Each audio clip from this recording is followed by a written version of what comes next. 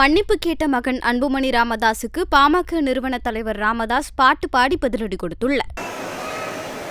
நல்ல உடல்நலத்துடன் மகிழ்ச்சியோடு வாழ வேண்டும். அது ஒரு மகனாக அது என்னுடைய கடமையும் கூட. ஒருத்தர் ஐயா அவர்கள் என் மீது ஏதாவது கோபம் இருந்தால், ஐயா அவர்களே தயவு செய்து என்னை மன்னித்துக் கொள்ளுங்கள்.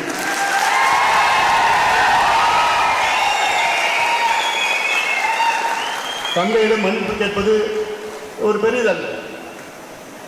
அதே வேளையிலே ஐயா அவர்கள் 100 ஆண்டுகளுக்கு மேல் நல்ல மகிழ்ச்சியோடு வாழ வேண்டும். அது ஒரு மகனுடைய கடமையும் கூட. ஐயா அவர்கள் 10 ஆண்டுகளுக்கு முன்பு ஐயாவுக்கு பைபாஸ் நடந்தது. இன்னைக்கு ஐயாவுக்கு சுகர், பிபி எல்லாமே இருக்கு. அதனால தான் நான் சொன்னேன், நீங்க நல்லா இருக்கணும், நல்ல உடல்நலத்தோட இருக்கணும், டென்ஷன் ஆகாதீங்க.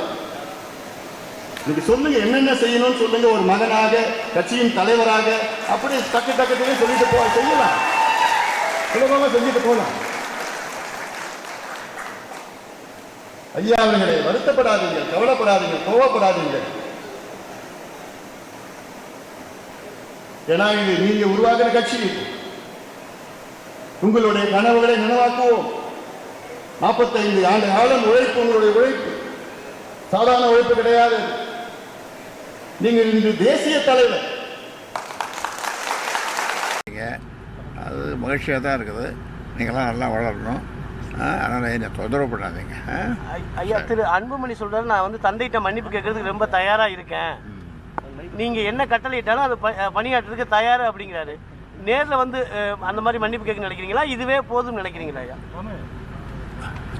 இதெல்லாம் கண்ணு நீ சொல்லதெல்லாம் அதுக்கான முடிவு போக போக தெரியும். ஐயா, இந்த இப்ப தலைவருக்கும் நிறுவனருக்கும் தலைவருக்கும் உள்ள பிரச்சனையில திமுக தலையிடுதுன்னு சொல்லி திரு அன்புமணி விமர்சனம் பண்றாரு. திமுக இதுல தலையிடுதா? அதாவது அப்பட்டமான பொய், கடைந்தெடுத்த பொய், அப்பட்டமான பொய். போதும்பா.